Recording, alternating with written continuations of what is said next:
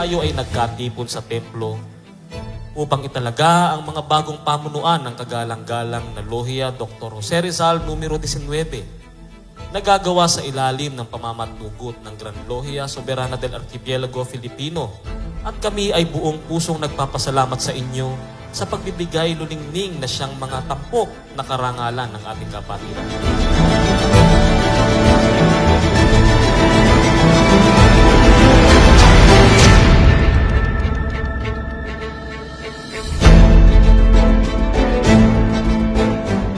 Masonerya, mga kapatid, ay walang ibang mga katuroang itinuturo maliban sa maalindog na panuntunan ng dakilang kabutihang asal na nakasalalay sa simulaing ibigin mo ang iyong kapwa na tulad sa pag-ibig mo sa iyong sarili. Alam ko, genuine ang samahan natin dito. So, gagawin ko lahat ng kaya ko na ma-preserve ang tradition natin at lumago pa tayo sa ating inang Lohia. And now, I play the vital role of this lodge to guide and influence individuals towards a common vision, goals, and aspirations. And I will take responsibility for this. As I always say in our lodge, we don't see each other about the position or title, but rather a mindset and a responsibility that we all possess. To embrace the true leadership goes beyond authority.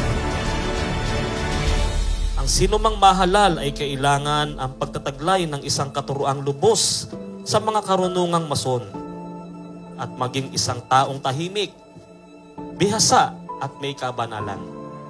Sa kanyang pagtataguyod at pamamahala, nakasalalay ang hinaharap ng kanyang lohia. Kailangan ang kanyang paggiliw sa kanyang mga kapatid at matapat sa tagasunod sa batas ng kapatiran. Kailangan lubusang matanto ang karunungan ng rito at panuntunan ng tatlong antas simboliko. May the good Lord, our God, the greatest architect of the universe, bless you, guide you, and protect you.